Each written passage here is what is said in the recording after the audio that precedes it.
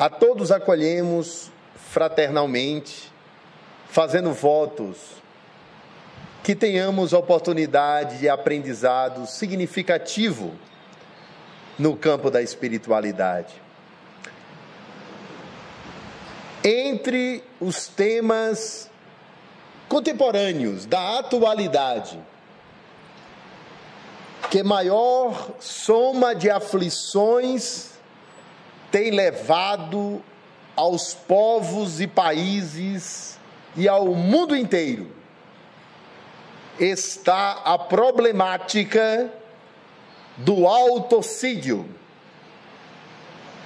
que usualmente chamamos de suicídio, cuja palavra tem impacto tão imenso no imaginário coletivo que a imprensa procura evitá-la ou apresentar situações concretas. O fato é que no ano 2010, a Organização Mundial de Saúde declarou que o suicídio tinha tomado proporções alarmantes de uma epidemia sem controle, somente sendo superada em matéria de morte violenta pelas drogas.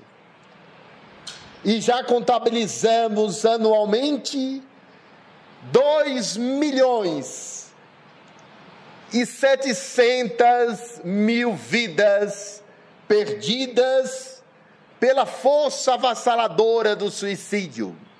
A cada ano, 2.700.000 pessoas desistem de viver e abandonam a oportunidade de ver e escutar, sonhar e amar, interagir com a natureza e desenvolver ideais, conhecimento e aprendizado humano. Desistem de viver. Quando nos voltamos para a recordação daquilo que os filósofos e cientistas têm descrito a respeito dessa verdadeira tragédia humana, porque desde a Grécia Antiga, que os gregos descreviam a existência humana na forma da tragédia, do drama ou da comédia. E diria eles que são 3 possibilidades de descrever essa experiência do ser humano que transita do berço ao túmulo. Para alguns, tudo encerrando com a morte corporal. E para outros, entre eles nós outros, a faculdade da imortalidade da alma. Mas os gregos dirão: ou temos na existência humana uma tragédia, e na tragédia o fim é pré-determinado. As grandes tragédias do teatro grego já se sabia o fim, porque a tragédia, ela tem um caráter determinístico. Seria a existência humana uma fatalidade, uma tragédia sem possibilidade de mudanças no seu determinismo? Ou seria o destino e a nossa vida um drama? Um drama que não se pode prever com precisão o fim, porque a característica do teatro dramático, da linguagem do drama, é que ele apresenta múltiplas possibilidades, encruzilhadas, conflitos, mas com possibilidades várias de resolver o dilema do destino. Ou seria a vida uma comédia que deveríamos rir de nós mesmos, da nossa própria desgraça, e olhar a existência com indiferença, buscando ter o prazer e evitar a dor? Os filósofos na Europa, tanto do século XIX quanto do século XX, trouxeram uma imagem pessimista da existência humana e falaram do suicídio de uma maneira como se fosse algo sem solução para o existir humano. Vamos encontrar Jean-Paul Sartre e Simone de Beauvoir, o casal de filósofos franceses que estivera no Brasil nos anos 80. E eles dirão: o homem é um ser radicalmente livre, condenado à liberdade, e ele tem uma razão essencial para se angustiar, porque ele é obrigado a escolher. A escolha é causa de angústia. Escolher é angustiar-se, dirá Jean-Paul Sartre. Toda vez que somos levados a escolher, deixamos uma outra opção de fora. Somos levados a escolher a morar numa região do Brasil, a sair dele, a cursar uma profissão. Fomos levados a escolher, escolhemos estar aqui agora nesta casa abençoada de estudos da doutrina espírita. Toda vez que escolhemos, deixamos uma outra opção de fora. Isso levou os filósofos existencialistas a afirmarem que a vida é um permanente tormento de escolhas, quase sempre inconscientes e condicionadas por fatores sociais. Quando pensamos a escolha dentro de sociedades, começamos a nos perguntar sobre qual o papel da sociedade, da cultura e da civilização nessa questão que destrói tantas vidas e que nos coloca às vezes diante de uma escuridão sem fim, que é o suicídio. Um sociólogo francês de nome Émile Durkheim pesquisou sobre o suicídio na França de Allan Kardec, enquanto esse elaborava a doutrina espírita. Ele fez uma pesquisa entre os anos 1860 e 1876, e começou a analisar o papel da integração social como causa de suicídio. Então a hipótese dele era: as pessoas que se suicidam estão fora do jogo social, estão desintegradas, excluídas possivelmente pela falta de emprego ou trabalho, excluídas de uma cultura de festa e de alegria pela faixa etária que se encontram, excluídas entre aqueles que são casados em relação aos solteiros. E ele usou a variável integração social. Ele começou a observar que a consciência coletiva exercia uma espécie de controle para que o indivíduo não se suicidasse. Essa consciência coletiva teria um papel. Ela fortaleceria em nós um determinado papel social, um determinado destino.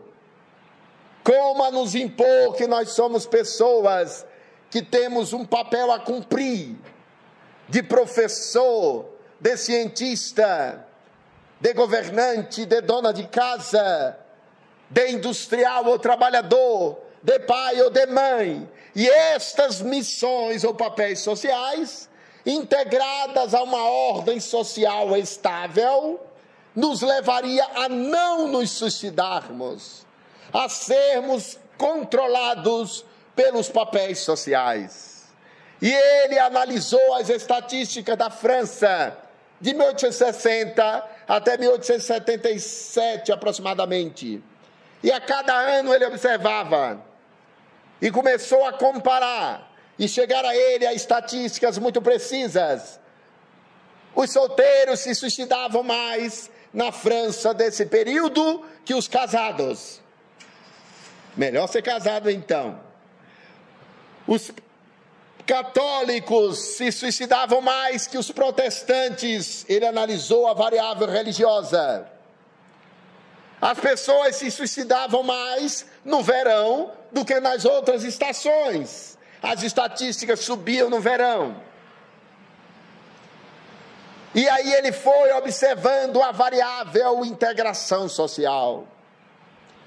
Só que o suicídio, de repente, em uma era da globalização e eletrônica, extrapola todos os limites e vai chegar em todas as situações sociais. E nem a integração social e nem a desintegração social parece ser variável suficiente.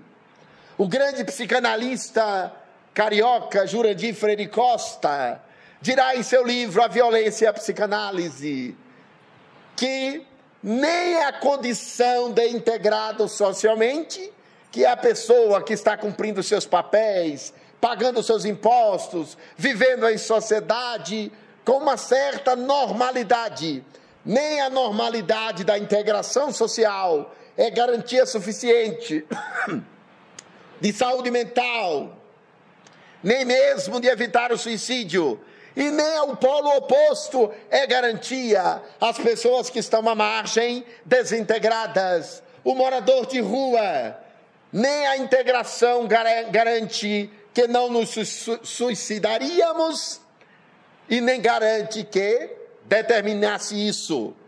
E vai se observando as causas do suicídio, quando de repente a psicologia amplia sua análise para falar de um fenômeno que aconteceu no século XX e que gerou uma verdadeira catástrofe no mundo. De repente, as grandes crenças coletivas começam a entrar em crise. E o psicólogo Rollo May vai estabelecer que o homem passa a transitar agora em busca de um sentido para a vida. O psiquiatra Augusto Cury, em suas obras, dirá que sem um propósito claro para a existência humana, o ser humano não consegue transitar toda a existência com qualidade de vida. Observem, senhores, que a questão agora passa a ser a crise generalizada de sentidos para a vida. Como se observasse uma perda progressiva naquilo que antigamente era um consenso muito claro. No passado, poucas eram as alternativas. A mulher se casava, a mulher nascia para a função materna e o casamento. O homem para reproduzir as honrarias e a linhagem das famílias aristocráticas do passado. E cada qual tinha um papel social claramente definido e uma ordem social estabilizada através de crenças. Hoje os senhores se perguntem qual o sentido da existência humana na era da tecnologia e da globalização, quando parece que não há um propósito, porque acontece um fenômeno que o historiador alemão chamado Max Weber vai chamar de dessacralização da vida. O que é isso? A racionalização progressiva toma conta de uma sociedade que se torna racional e a tudo transforma em objeto, destituindo a qualidade do sujeito para o ser humano. Observem vocês, somos mão de obra na ordem capitalista. Somos objeto de relações estéticas, sexuais e narcisistas, nem sempre sujeitos delas. E vamos perdendo a condição sagrada de sujeito, de indivíduo, de consciência, mergulhando em um processo de dessacralização e massificação das necessidades humanas, por efeito da nova ordem, dos meios de comunicação de massa e da cultura de consumo. Nesse contexto em que o homem se pergunta, afinal de contas, qual o propósito da vida?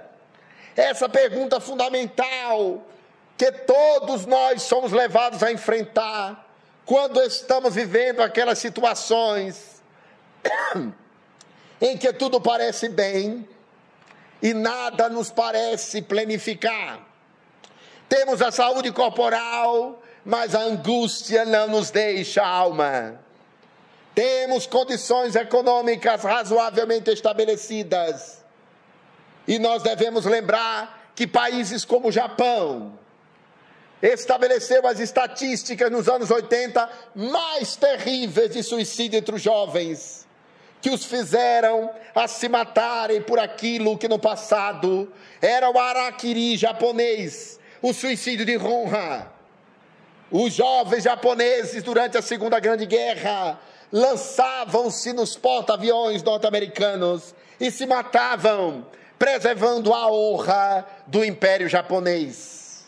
Hoje, outros tantos jovens se lançam na direção do suicídio em nome dos ideais do fundamentalismo islâmico. E a sociedade da tecnologia e do entretenimento ficará a se perguntar: por que temos tanto lazer, tanto entretenimento e tecnologia, e quebramos as cadeias que davam, as redes de significação social, que nos dizia que vale a pena viver?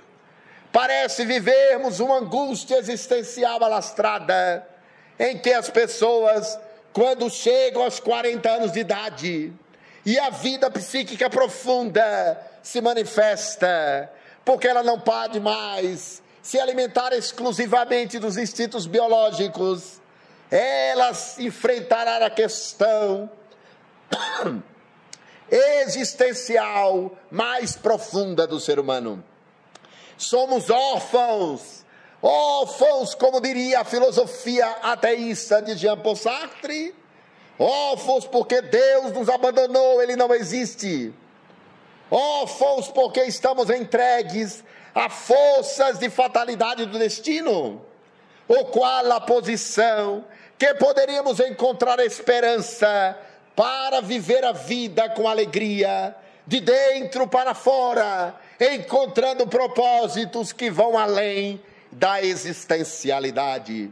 Observem vocês que nem mesmo o dinheiro, nem a saúde física e nem mesmo condições sociais de estabilidade e de cultura de paz, povos que não estão em guerra, e no entanto o suicídio vai ganhando foro de cidadania, e vamos assistir jovens de classe média fazendo formação nas melhores universidades do Brasil e matando-se. Ora matando-se diretamente, noutros momentos matando-se através das drogas, da toxicodependência, matando-se, como se o suicídio fosse aquilo que o sociólogo francês chamou de uma sombra suicidógena a pairar sobre a sociedade. Uma corrente de opinião que coloca tudo em crise e ninguém mais sabe quais são os referenciais e quais são os caminhos. Porque as grandes doutrinas, o cristianismo, na sua versão oficial, as doutrinas nacionalistas, as doutrinas políticas, todas entraram em crise, e nós vivemos a era das seitas, das microcrenças, sem que as pessoas saibam lidar com a sua própria realidade interior. Então, nesse momento, a doutrina espírita nos apresenta um propósito para a reencarnação, que não é do âmbito da existencialidade, mas é do lugar ontológico. A filosofia tem um campo chamado ontologia, que é o ser em si mesmo. É o ser que tem a fonte inesgotável das suas energias. É o lugar do ser, do espírito imortal. E esse espírito agora não é apresentado na forma teológica e religiosa, mas de maneira racional e lógica. A doutrina espírita nos dirá que somos espíritos imortais, passando por um processo de individuação. Ao longo da existência, os nossos conteúdos vão sendo elaborados, e nós vamos tomando consciência de nós mesmos, indo além do ego, além da ilusão, além da fantasia. No início do século XX, um grande médium havia em Minas Gerais, o nome dele, Manuel Quintão. Manuel Quintão foi médium na primeira década do século XX, na segunda, e ele era um excelente médium psicógrafo no interior de Minas, antes mesmo da emergência de Chico Xavier. Era médico e receitava psicografias, receitas homeopáticas através do espírito Bezerra de Menezes, nosso venerável doutor Bezerra de Menezes. E ele era médico, casara-se com uma jovem, e o sonho do casal era ter filhos. Por problemas de reprodução, ela não lograva engravidar. E passaram-se os anos, os tratamentos à época eram precários. Quando, num determinado momento da existência deles, finalmente, ela se fizera mãe. A alegria invadira o lar, e a esperança parecia ser a música suave que tocava nos corações daquele casal enternecido que sonhava com a sua própria prole. Eis que veio uma menina, linda e saudável, que encheu de felicidade e ampliou as possibilidades daquela família. Passaram-se os anos. Quando a menina tinha 9 para 10 anos, ela desenvolveu uma meningite de característica mais grave e adoeceu gravemente, ficou entre a vida e a morte no hospital. Manuel Quitão era um extraordinário médium vidente, e ele ficou no hospital orando e pedindo a Deus, ao Cristo, a Maria e a doutor Bezerra de Menezes, já que ele tinha auxiliado tantas vidas, que desse a oportunidade de permanecer aquela menina que era uma flor de ternura naquele lar, agora cheio de esperanças, agora sofrendo o dilema da ameaça da morte. Doutor Bezerra de Menezes apareceu para ele em casa enquanto ele orava e disse: meu filho, devo te dizer que o mundo espiritual superior te envia uma mensagem. É preferível que ela desencarne agora e retorne nesse contexto para a vida espiritual. E ele, em lágrimas, disse: como poderemos suportar essa dor? Nós que passamos tantos anos sonhando, e agora que ela chega tão rápido, já vai embora.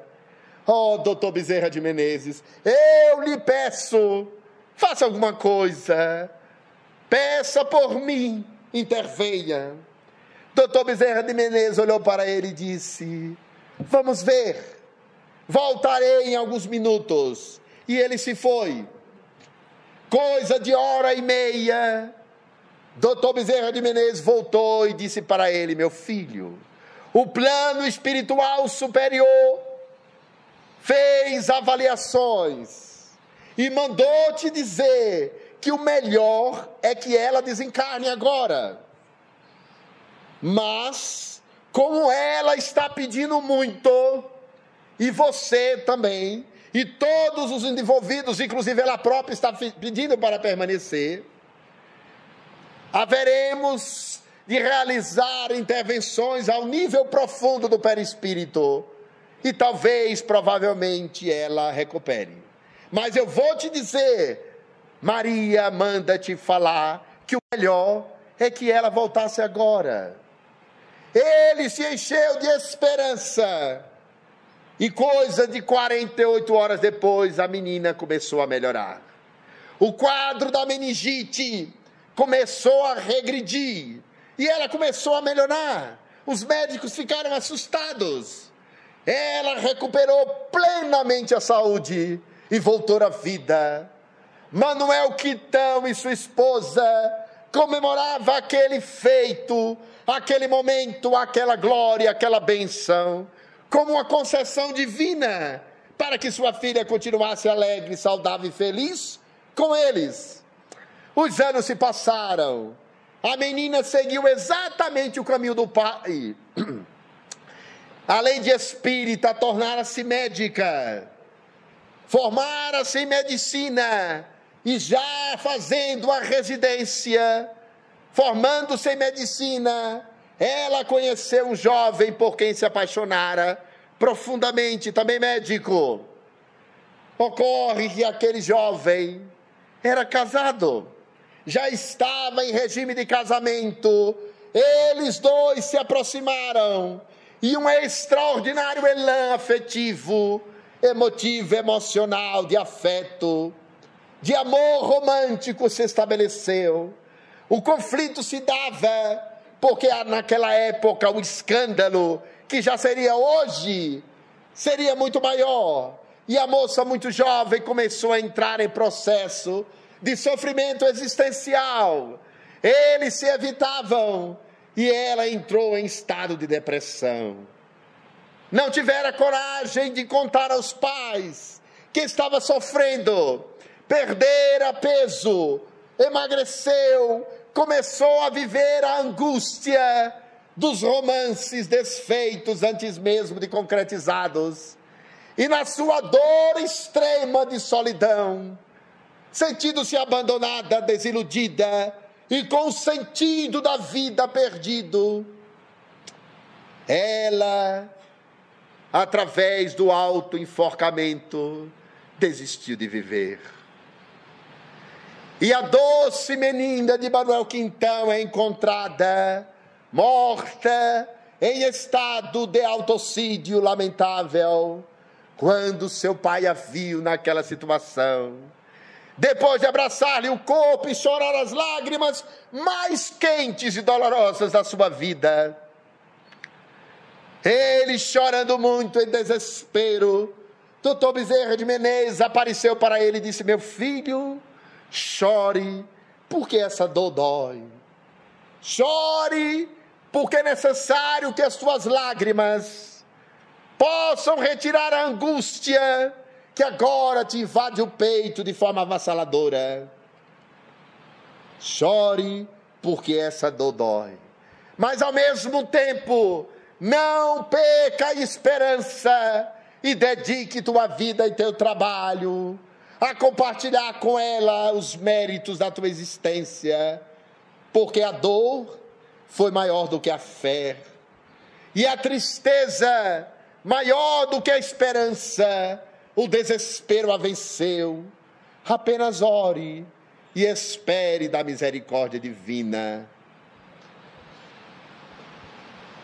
Temos nessa breve história dolorosa os mecanismos complexos da reencarnação e os dilemas da dor do suicídio, porque ninguém se mata porque quer destruir a própria vida, mata-se porque quer destruir a dor que está sentindo. Vou repetir: ninguém executa a própria existência por gosto de autodestruição, mata-se porque a dor que está sentindo, desilusão amorosa, tristeza existencial, falta de sentido para a vida, escuridão interior, é maior do que o próprio desejo de estar vivo naquele momento. Se a dor passar, se a pessoa se der ao dever de permanecer, aquilo vai embora, porque a vida é soberana e a vida é Deus brilhando dentro de nós. A doutrina espírita nos dirá: qualquer que seja a alegria é passageira, qualquer que seja a dor é provisória. Quando Chico Xavier estava consternado com as suas dores íntimas, emocionais, diz ele nas várias biografias que fizeram sobre ele próprio, sobre ele, quando estava tocando o território da tristeza e do desânimo, lançava-me na direção das periferias da cidade de Uberaba, em busca das favelas, dos sofredores, e de lá voltava envergonhado de mim mesmo. A maioria de nós outros, se soubesse desenvolver a resiliência, converteria dores amargas em esperança permanente e fé inabalável. A doutrina espírita é o maior antídoto ao suicídio, porque nos diz que o suicídio mata o corpo, mas não destrói a vida. E o indivíduo que realizou o autocídio, porque destruiu o equipamento mais maravilhoso que Deus poderia lhe dar. Viverá as consequências do seu ato, invariavelmente, pelo tempo que lhe restava na existência corporal, com variações que mudam de caso a caso, mas na sua generalidade, aqueles que se matam atravessam longos anos de sofrimento até lograr a consciência da desencarnação, até se desvencilharem da rede de relações e do drama existencial que deveria se desenrolar no corpo físico. E o indivíduo fica, por aquele tempo que deveria estar no corpo, muitas vezes, em grande sofrimento. Não apenas não extingue a dor, mas a mantém e alimenta em uma faixa muito mais sensível, que é o corpo espiritual. Então o Espiritismo dirá: matar ou matar-se nunca. Temos que ter esperança que após uma madrugada, quando chegamos à meia-noite, 1h da madrugada, estamos nos preparando para um novo alvorecer. Quando dizemos que o sol não brilha mais, são apenas as nuvens que o encobrem. Assim é o nosso espírito. Por mais triste que estivéssemos, por mais desamparados que nos sentíssemos, deveríamos lembrar de Dr. Bezerra de Menezes a dizer: visitei muitas regiões espirituais, milhares de circunstâncias humanas, encontrei de tudo, menos abandono. Nunca há ninguém abandonado.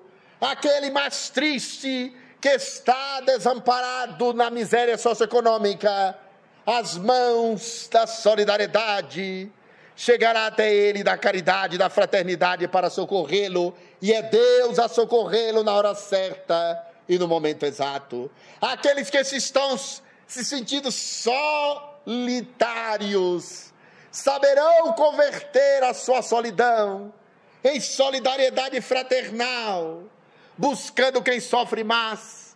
Daí a importância, de vez que outra, sair do nosso conforto material, da nossa condição de pessoas em um país sem guerra, em uma cidade com a melhor qualidade de vida do país, em uma condição socioeconômica, a maioria das vezes, da classe média, em saúde do corpo, e visitarmos os sofrimentos humanos que estão muito além e muito maiores do que os nossos. O Espiritismo nos diz, portanto, que brilhe a vossa luz e que coloquemos a esperança em nosso coração para diluir as sombras do suicídio, sabendo que não existe a morte corporal, apenas a transferência de cenário. Mudamos de cenário, mas não abandonamos a vida. No corpo ou fora dele, seremos nós mesmos, nem anjos, nem demônios, nem fantasmas, nem nada fora da condição humana. Estaremos nós outros transferidos para a vida espiritual, com toda a nossa individualidade. Aqui fazemos uma pausa.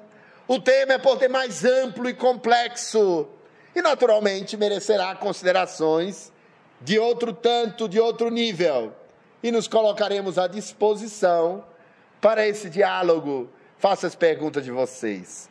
Muito obrigado pela atenção, que haja muita paz em nosso coração, e que nós falemos às pessoas da alegria de viver, não da alegria de viver sob condições, seja na pobreza ou na riqueza, seja na doença crônica, seja na transitória solidão afetiva. Viver é um impositivo e uma oportunidade, uma possibilidade e um campo que se descortina ao nosso desenvolvimento espiritual. Que brilhe a vossa luz, como disse Jesus: vós sois deuses, podeis fazer o que eu faço e muito mais ainda. Muita paz e vamos conversar.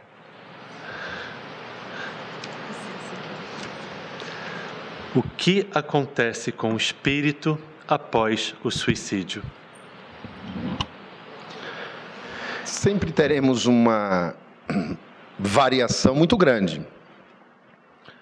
Porque, mesmo nesse campo tão doloroso do suicídio, há suicídios e suicídios. Sigmund Freud, o criador da psicanálise, com mais de 70 anos de idade, 77 anos de idade, ele tinha um câncer de língua, boca, e ele desenvolveu uma condição muito terrível. Não conseguia mais trabalhar, vivia à base de morfina, de analgésicos poderosos, e foi morrendo e desencarnando aos poucos. Chegou num dado momento, ele pediu ao médico dele que lhe aplicasse uma dose excessiva de morfina, porque ele não suportava mais as dores, e ele se foi. Isso é uma espécie de eutanásia e também de suicídio. Está na vida de Sigmund Freud. Isso não mudará os méritos que ele teve na missão que cumpriu e em tudo que realizou pela humanidade como um dos maiores cientistas da história da humanidade. A sua obra ficou e salva milhões de vidas através da psicanálise. Milhões de vidas no mundo inteiro. Agora, a marca fundamental do suicídio é o fato de da criatura humana, não ter conseguido subordinar-se ao exercício de humildade e resiliência que estava sendo convidado diante do sofrimento que sentia. Cada qual viverá essa experiência de modo próprio. Mas, tanto mais for a nossa insubordinação, revolta e desespero, tanto menor for a nossa fé e tanto maior o nosso desequilíbrio espiritual, a consequência imediata será de enorme sofrimento. Nós vamos encontrar em livros como Memórias de um Suicida, de Ivone A. Pereira, e em toda a literatura mediúnica, através de Francisco Cândido Xavier, por exemplo, a descrição de grande sofrimento,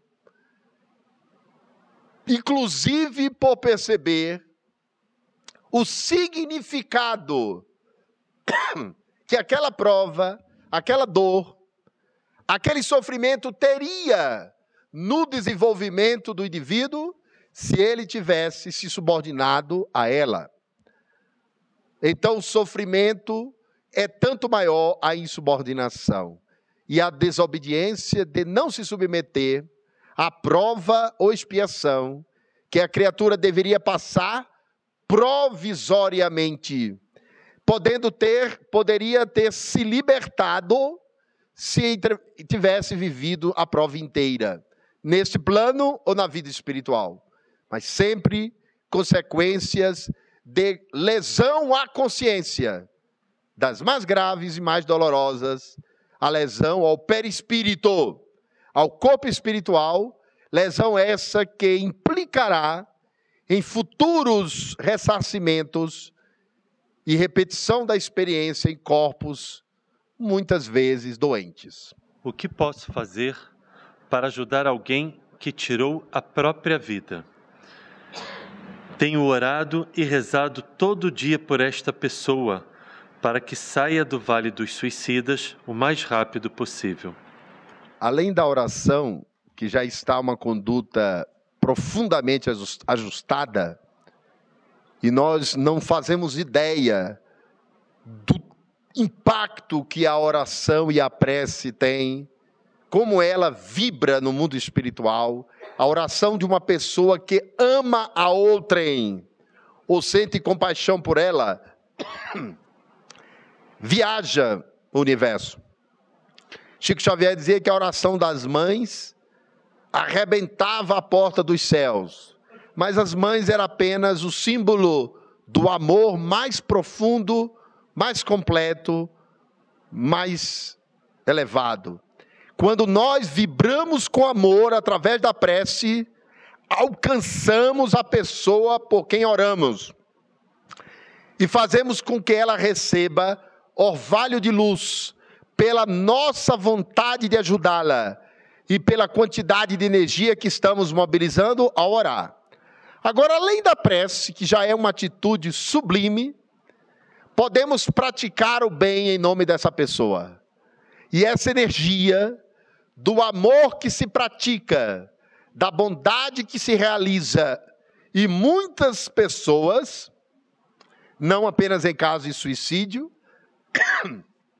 nós temos aqui psicografias de um irmão nosso, de uma pessoa que se tornou absolutamente famoso na música popular brasileira, que é o Cazuza, e ele traz várias psicografias agradecendo a obra de benevolência social que a irmã dele realizou com a fundação, que a mãe dele realizou, no caso de Cazuza, e no caso da Ayrton Senna, com a fundação da Ayrton Senna. Não estamos falando aqui de suicídio apenas, mas dessa veia poderosa de fazer o bem, de transformar a memória de uma pessoa em uma obra de amor e caridade.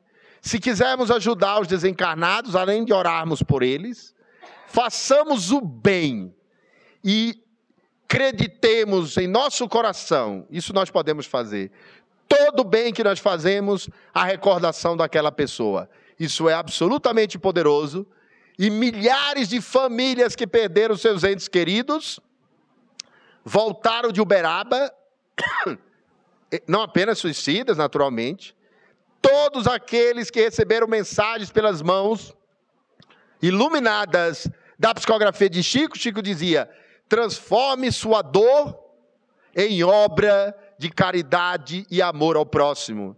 E as pessoas saíam dali para fundar centros espíritas em todo o Brasil, recordando daqueles que partiram.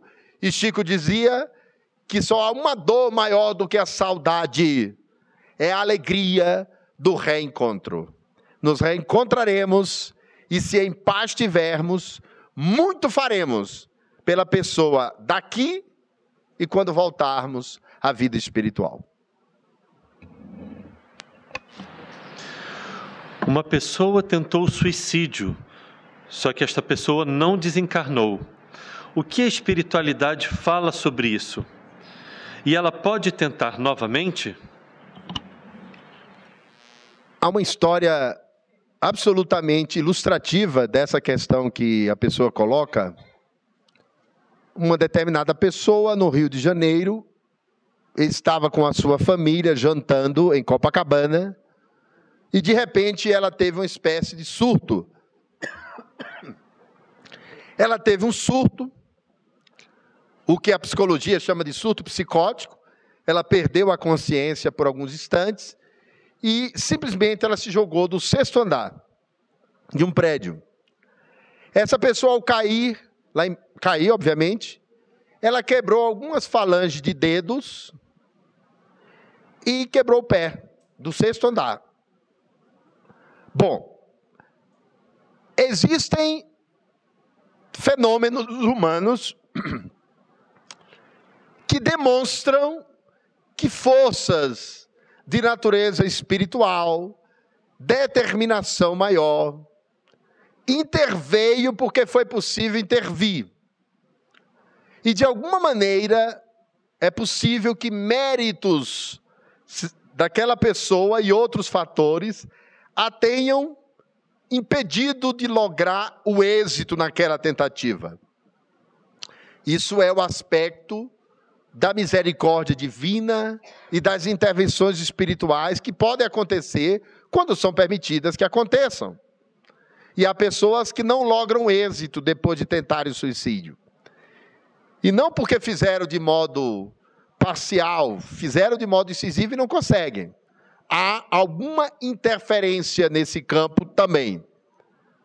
Agora, é claro que aquele indivíduo que já experimentou essa vivência precisa de acompanhamento psicológico e precisa de absoluto acolhimento emocional de pessoas que a amem, que os amem, para que o estímulo à vida se restabeleça e a pessoa não volte a tentar, porque poderá fazê-lo. Nós vimos um caso recente de uma jovem que desenvolveu uma espécie de depressão psicótica e ela estava desejosa de suicidar-se.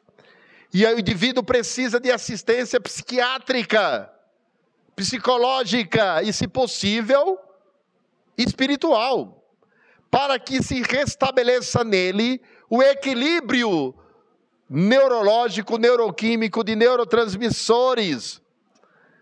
No nível fisiológico, a pessoa precisa tomar medicação e precisa de acompanhamento médico próximo. Esse indivíduo que já tentou uma vez poderá voltar a fazê-lo. É uma marca indelével em sua alma. O Chico Xavier contava que ele passava em uma ponte na cidade de Uberaba e ele via uma pessoa, um homem, que se colocava na posição de mendigo. E ele estava completamente disforme. Não tinha pernas, não tinha mãos. Era uma massa de carne. E o Emmanuel disse para ele: meu filho, em mais de 16 encarnações, ele repetiu o suicídio. E ele pediu para vir de uma maneira que não tivesse a menor possibilidade de fazê-lo. Porque ele não tem autonomia em relação aos seus movimentos. Ele não pode movimentar o próprio corpo. E mesmo assim, ele fica olhando lá de baixo com vontade de se lançar da ponte. São fenômenos que estão no inconsciente profundo e que precisam ser trabalhados ao nível da psicoterapia, da assistência espiritual espírita, do evangelho no lar, do afeto de pessoas que amem e não tenham medo de dizer que amam. Porque nós estamos com muito medo de falar dos nossos sentimentos.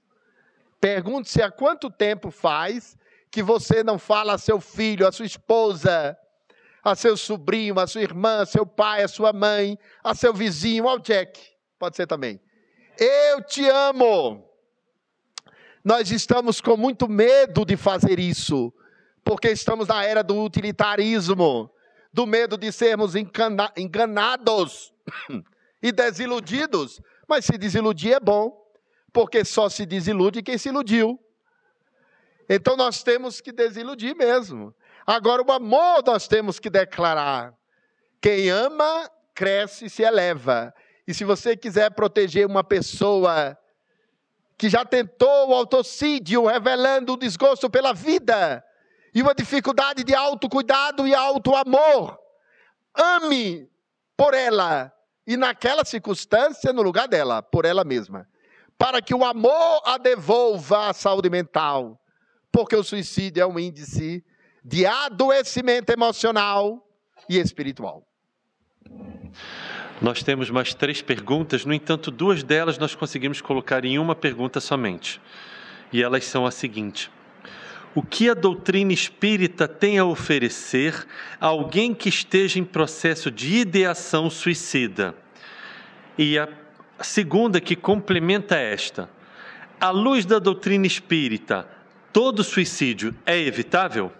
O passe restaurador de energias, a comunhão entre nós na oração coletiva, o tratamento desobsessivo, porque invariavelmente o suicídio envolve vingança espiritual de quem deseja levar o outro à autodestruição. A doutrina espírita oferece a bênção do evangelho no lar e oferece a laborterapia do amor, para quando o indivíduo estabilizar minimamente, encontrar sentido para a vida, no trabalho junto aos sofredores, que uma casa como esta abre em todas as direções. Nós temos a quinta-feira aqui, a campanha Francisco de Assis. Vai um veículo da comunhão com trabalhadores sinceros em caravana, na direção dos nossos irmãos moradores de rua. Abre-se o trabalho com a rancenias e os leprosos, para que a caridade em contato com a dor eleve o nosso padrão vibratório e nos devolva significado à vida.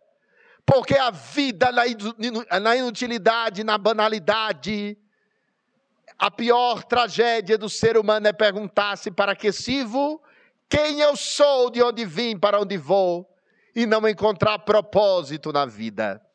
A doutrina espírita oferece tudo isso. E a segunda questão, rapidamente, que você já citou, é... Se à luz da doutrina espírita... Todo suicídio é evitável, perdão, aqui.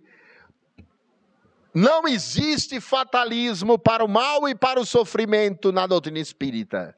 Todo fatalismo é para a felicidade. Toda possibilidade é para o bem. Toda a nossa existência é para a luz. O que acontece é que nós não sabemos atravessar os invernos para chegar à primavera. E esquecemos que é no inverno, no outono que antecede a primavera, exatamente o outono, que as sementes nascem para que as flores tornem belas as paisagens da terra.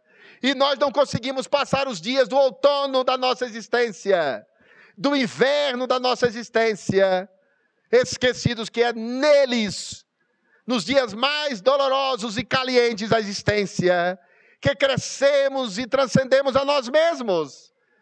Basta deixar o dia do outono passar, o dia triste das nuvens do inverno passarem, e a sol da esperança voltar a brilhar em nosso coração, na primavera da vida, porque aprendemos a lição de atravessar as dores.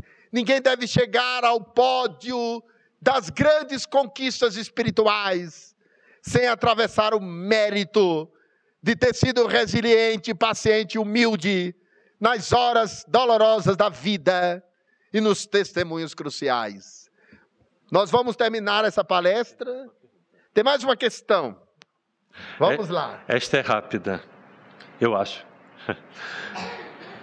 O uso de drogas lícitas e ilícitas não seria uma forma de suicídio? Todas as formas de degradação do organismo biológico. O tabagismo, que mata milhares de brasileiros por câncer de esôfago, pulmão, laringe, língua, é suicídio de longo prazo indireto. O uso de drogas é suicídio indireto. A exposição a altas velocidades no trânsito é suicídio indireto. Aqueles que comem demasia, dizia André Luiz através de Chico Xavier, o garfo mata. E não se cuidam para controlar a obesidade mórbida, farão sua pressão arterial subir e gerarão complicações orgânicas, de modo que todas as formas de destruição do organismo que prejudicam a existência de forma indireta também é uma maneira de suicídio, que muitas vezes está no inconsciente e precisa ser trabalhada ao nível da psicoterapia. Nós vamos encerrar a palestra, o nosso Pinga-Luz desse mês, com uma mensagem do Espírito Samuel de La Tour, do nosso livro Psicografias, capítulo 60, Psicografias, Espírito Samuel de La Tour. Suicídio. Terrível e sombria tempestade que se abate sobre a alma humana quando esta se entrega ao estado de desespero e falta de fé. Configura-se como um ato extremado de rebeldia e insubordinação face às dores impostas pelas leis kármicas. Lamentável gesto do ser humano que o materialismo favorece, mas de consequências catastróficas. Chaga dolorosa do século da descrença e do ateísmo. Seja a doutrina dos espíritos o remédio seguro e eficaz contra a sombra suicidógena. Trabalhemos todos nos dois planos da vida para ensinar e esclarecer que a vida é dádiva abundante de Deus. Os olhos que veem na morte a fuga da dor abrem-se depois da passagem com a descoberta que a vida é fluxo divino, antes do nascimento, durante a existência corporal e após o desenlace. Trabalhemos incansavelmente no fortalecimento da fé em Deus e no próprio homem. A vida é para sempre, no corpo ou fora dele, suicídio jamais. Samuel de La Tour. Nós agradecemos ao nosso irmão Denizar. Em novembro, teremos, em um dos sábados de novembro, às 17 horas, mais uma vez, o projeto Pinga Luz. Gratidão, meu querido amigo.